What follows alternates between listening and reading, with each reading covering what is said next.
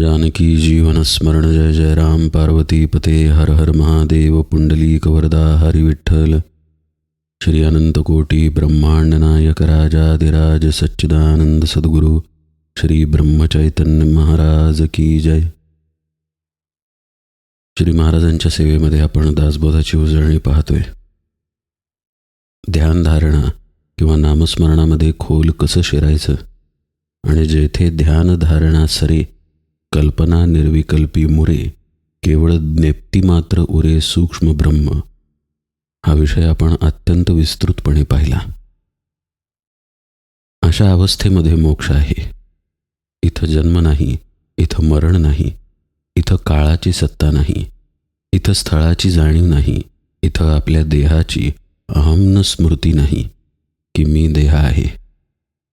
इथे साधक ज्या अवस्थेमध्ये आहे त्या अवस्थेला तो निश्चयानं बुद्धीमध्ये दृढ धरतो आणि मी आत्मस्वरूप आहे या भावामध्ये रमून जातो. समर्थ या अवस्थेचं अत्यंत सुंदर वर्णन पुढच्या काही ओव्यांमध्ये करतायत. समर्थांचे शब्द पहा. भवमृगजळ आटले, लटिके बंधन सुटले, अजन्म्यास मुक्त केले जन्मदुःखापासूनी. पुढच्या काही ओव्यांचं वैशिष्ट्य असं आहे की ओव्यांमध्ये आत्म्याचं वर्णन समर्थ एका शब्दानं करतात आणि त्या शब्दाचा विरुद्धार्थी शब्द वापरून आपण कसा असतो तेही सांगतात. आता ही ओवी पहा. यामध्ये अजन्म्यास मुक्त केले जन्मदुःखापासूनी असं समर्थ म्हणतात. हा अजन्मा कोण आहे? आपला आत्मा तर आहे, आपणच तर आहोत. इथेही पहा, समजेल यासाठी आपला आत्मा अजन्मा आहे हे सांगावं लागतं. पण कालपर्यंतचं निरूपण आपण लक्षपूर्वक ऐकलं असेल तर आपल्याला कळेल की आपणच अजन्मा आहोत. मग आपल्याला आणखी मुक्त करण्याची गरज काय? पण मुक्त होतो आपण. याचाच अर्थ आपण अजन्मा या स्थितीमध्ये आपण जातो. भव मृगजळ आटले. मृगजळ आटेल का? मृगजळ आहो नसतंच.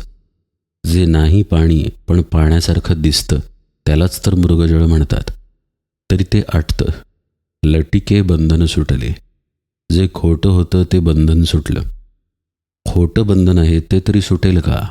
पण नाही, ते खोटं असून आपल्याला खरं वाटत होतं ना, म्हणून आपल्याला त्याचा खोटेपणा कळला, म्हणून ते लटकं बंधन सुटून गेलं. अशा प्रकारे नसलेल्या गोष्टीमध्ये आपण खरेपणानं अडकतो. याला कारण एकच आहे बरं का, सहवास. श्री महाराज अतिशय सुंदर उदाहरण देतात. लग्न होण्याच्या आधी ते दोघं एकमेकांना ओळखत नसतात, पण लग्न झाल्यानंतर आता हा माझा नवरा, ही माझी बायको, हा माझेपणा येतो कुठून? सहवासातून येतो.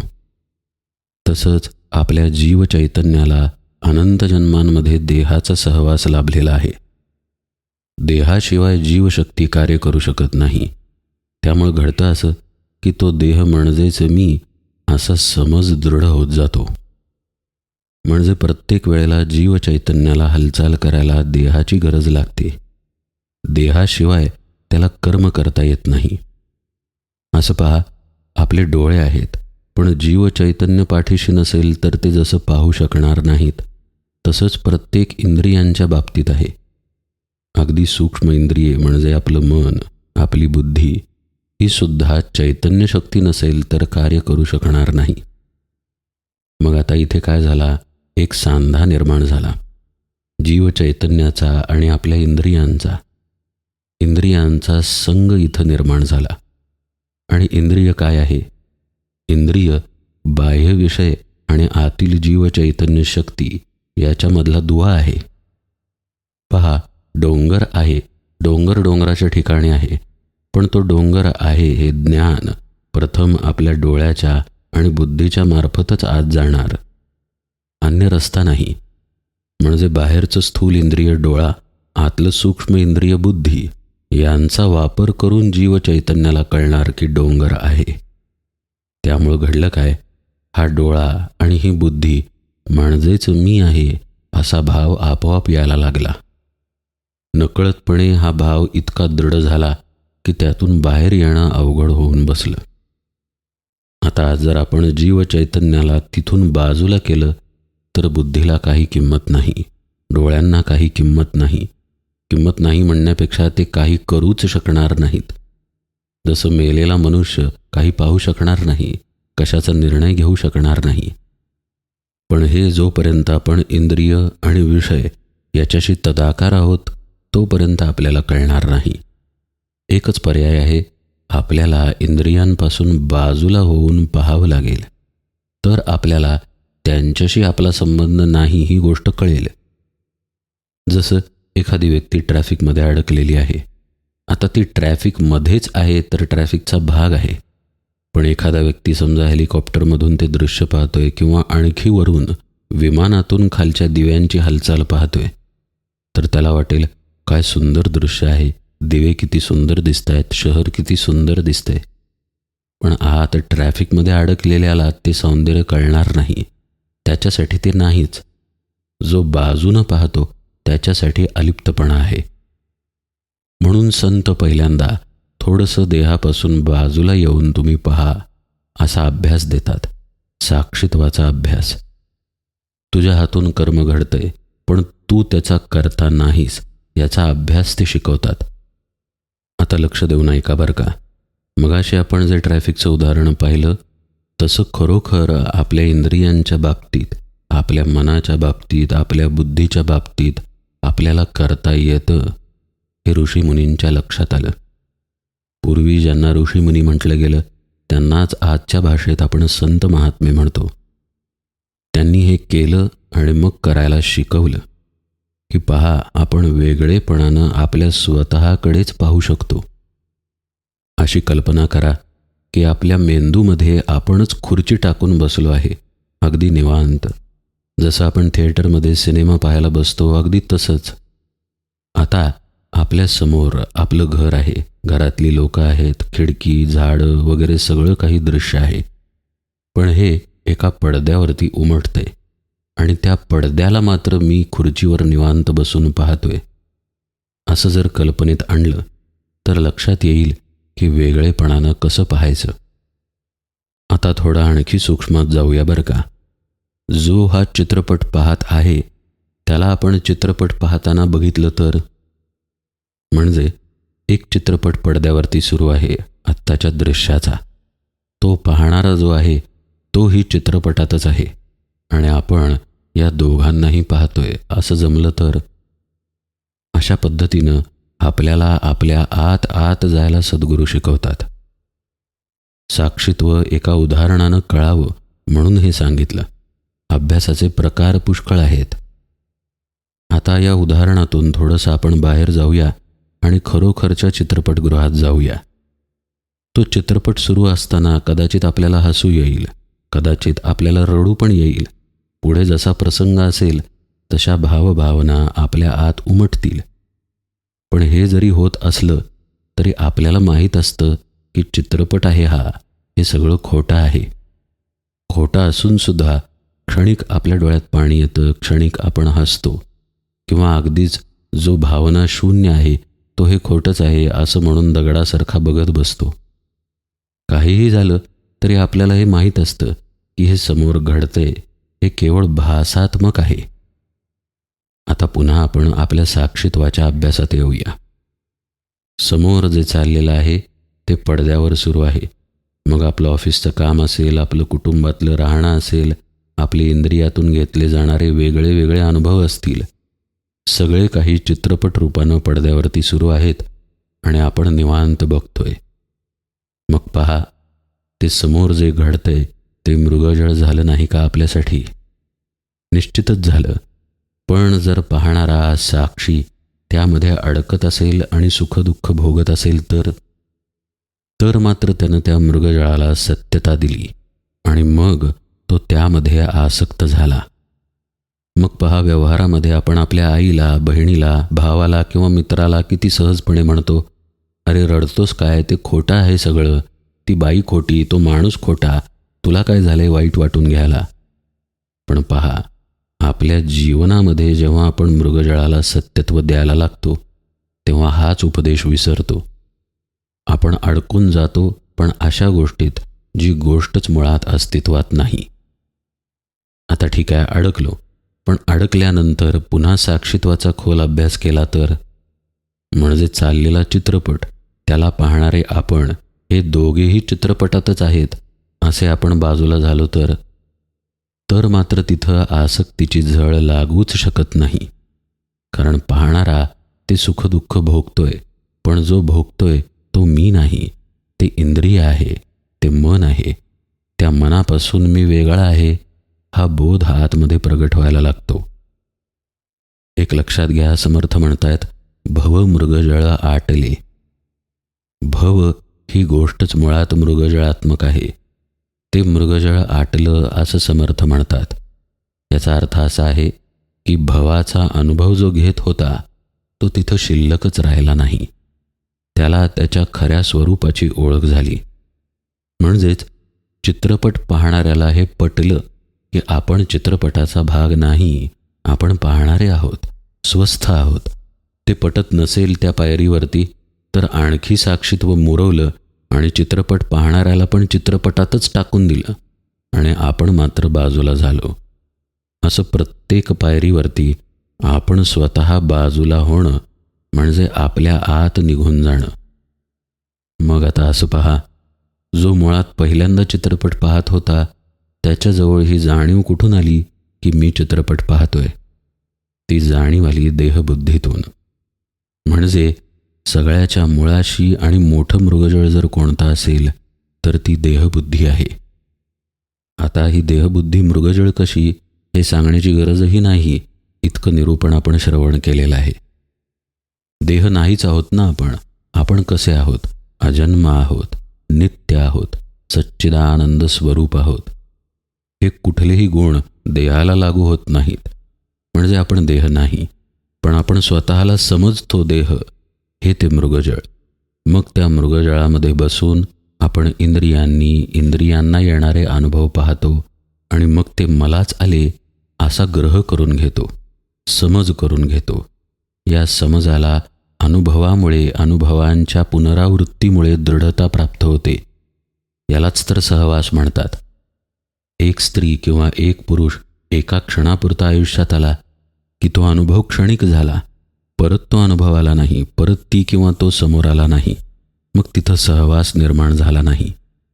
पण तोच पुरुष किंवा तीच स्त्री समजा नवरा बायको होऊन जीवनात आले तर इंद्रियांच्या मार्फत अनुभवांची पुनरावृत्ती व्हायला लागते आणि त्याला मग आपण सहवास म्हणतो. सहवासामुळे समज होतो की हा माझा, ही माझी. अहो, आपल्या खिडकीमध्ये एखादी फांदी आली आहे, त्या फांदीवर एखादं घरटं आहे, त्या घरट्यात पक्ष्याची पिलं आहेत. आपण पाहतोय की आई वडील त्या पिलांची काळजी घेत आहेत, त्यांना भरवत आहेत. पण जरा पाऊस आला, फांदी हालायला लागली की आता आपलं काळीज कालवलं जातं की अरे पिलांचं कसं होणार. पण वस्तुतः सृष्टीमध्ये लाखो करोडो घरटी बांधली जात आहेत. काही घरटी राहत असतील, काही राहत नसतील, काही पिली मरत असतील, काही जगत असतील. प्रत्येक घरट्यामध्ये त्या त्या आईवडिलांकडून आपापल्या पिलांची काळजी घेतली जात आहे. काही बाबतीत हेही घडत नसेल, चारा गोळा करायला आईवडील बाहेर गेले आणि पुन्हा घरट्याकडे येऊच शकले नाहीत, पिली तिथेच मरून गेली, असंही घडत असेल. पण तिथे आपलं काळीज कालवलं जात नाही. जिथे आपला संबंध आला, आपला संपर्क आला, त्या संपर्काची पुनरावृत्ती घडली आणि मग त्याचं रूपांतर सहवासात झालं, तिथं आसक्ती निर्माण झाली आणि मग तिथल्या अनुभवावरून आपल्याला सुख किंवा दुःख व्हायला लागलं. याची सुरुवात मी देह या मृगजळातून होते. या मृगजळातूनच आपल्याला असा भ्रम होतो की हा अनुभव मला आला म्हणजे मीच तो अनुभव रूपी आहे तिथे, आणि मग तिथून आसक्तीचं बीज पेरलं जातं. एक लक्षात घ्या, अनुभवाला आपण टाळू शकत नाही, अनुभवाच्या पुनरावृत्तीला म्हणजे सहवासालाही आपण टाळू शकत नाही. पती आणि पत्नी या गोष्टी संतांच्याही जीवनात होत्याच की. रामकृष्ण परमहंसांना पत्नी होती, श्री महाराजांना पत्नी होती. अनेक संत होऊन गेले ज्यांना पत्नी, पती, मुलं बाळं सगळं काही होतं, नातेवाईक होते, प्रपंच होता, सगळी कामे होती, जबाबदाऱ्या होत्या. म्हणजे सहवास कुठे गेला नाही, सहवास तिथेच राहिला. पण संतांनी अभ्यास केला देहबुद्धी टाकण्याचा. मृगजळ जे आहे ते आटवण्याचा अभ्यास केला. जे नाहीच आहे ते खरोखर नाही आहे या जाणीवेमध्ये शिरण्याचा अभ्यास केला. तो अभ्यास म्हणजेच सद्गुरुपदिष्ट साधना आहे. त्या अभ्यासामध्ये एकदा लक्षात आलं की आपण देह नाही. लक्ष देऊन ऐका, हे शब्दांनी कळणं वेगळं आणि प्रत्यक्ष अनुभूतीला येणं वेगळं. प्रत्यक्ष आपल्या अनुभूतीला येतं की मृगजळ खोटं आहे. जरा आपण वाकडी मान करून पाहिली की लक्षात येतं की अरे ही हवा हलती आहे, पाण्याचा भास झालेला आहे. जेव्हा लक्षात येतं तेव्हा ते पटतं. तसं जेव्हा पटतं तेव्हा लटके बंधन सुटले असं होऊन जातं. बंधन तिथं नव्हतंच म्हणून तर लटके बंधन म्हटले समर्थांनी. ते सुटून जातं. म्हणजेच काय तर आपली झोप निघून जाते. आपल्या हे लक्षात येतं की आपणच आत्मस्वरूप आहोत, आपणच अजन्मा आहोत, जे सद्गुरूंनी सांगितलेलं होतं. अशा आपल्या स्वतःला आपण जन्मदुःखापासून मुक्त करून टाकतो. अजन्म्यास मुक्त केले जन्मदुःखापासूनी. अहो, जो अजन्माच आहे त्याला जन्मच नाही, तरी मग जन्मदुःख होत होतं हे कशामुळं? आपल्या भ्रमामुळं. मगाशी आपण पाहिलं नाही का, त्या फांदीला धक्का लागला तरी आपल्या काळजात चर्र होत होतं. ते चर्र का होतं? ती आसक्ती कुठून आली? सहवास कुठून आला? अनुभव कुठून आले? हा सगळा विषय खोलात जाऊन आपण पाहिला. असं मुळाशी जो पोहोचला, ज्यानं हे जाणलं, त्याला मग त्या दुःखाची बाधा राहत नाही. त्याच्या जीवनामध्ये दुःख नसतं असं नाही बरं का. सुख असतं, दुःख असतं, मान अपमान सगळे प्रसंग त्याच्या जीवनामध्ये असतात.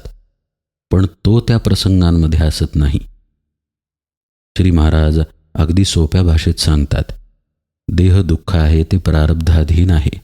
पण देहच मी नाही हे कळलं तर मग देहाला सुख झालं काय आणि दुःख झालं काय? काय फरक पडतो? हे जे श्री महाराज म्हणतात, या अवस्थेमध्ये जो पोहोचतो तो मुक्त होऊन जन्मदुःखापासूनही मुक्त होतो. आता ऋषीमुनींनी, संत महात्म्यांनी आणि शास्त्रकारांनी सुद्धा आपण ब्रह्मरूप असून पुन्हा पुन्हा जीवभावामुळे जन्माला येतो या आपल्या पुनरावृत्तीला जन्मदुःख म्हटलेलं आहे, संसार दुःख म्हटलेलं आहे. यातून मुक्तता तेव्हाच जेव्हा आपण अजन्मा आहोत हे आपल्या लक्षात येईल. आणि जिथं हे लक्षात येतं तिथंच देहबुद्धीचा अंत आहे. तोपर्यंत तो अंत नाही. जिथं देहबुद्धीचा अंत तिथं वासनेचा अंत आहे. अशी गोष्ट सांगितली जाते की एक गुहा होती. त्या गुहेमध्ये करोडो वर्षांपासूनचा अंधकार होता. आता करोडो वर्षांपासूनचा अंधकार घालवायला उपाय काय? एक मशाल पेटवली आणि तो अंधार निघून गेला. तसं देहबुद्धी तीव्र आहे, दृढ आहे, घट्ट आहे, अगदी खरं आहे. पण ज्या क्षणी सद्गुरु कृपेनं सद्गुरुपदिष्ट साधनेमध्ये साधक त्याच्या देहापासून वेगळा होऊन स्वतःच्या शुद्ध अस्तित्वात राहायला शिकतो, तेव्हा त्याच्या लक्षात येतं की देहबुद्धी मुळात नाहीच आहे. आपण भ्रमात होतो. साधकाच्या क्षमतेनुसार तो त्याच्या ब्रह्मभावामध्ये टिकून राहायला शिकतो.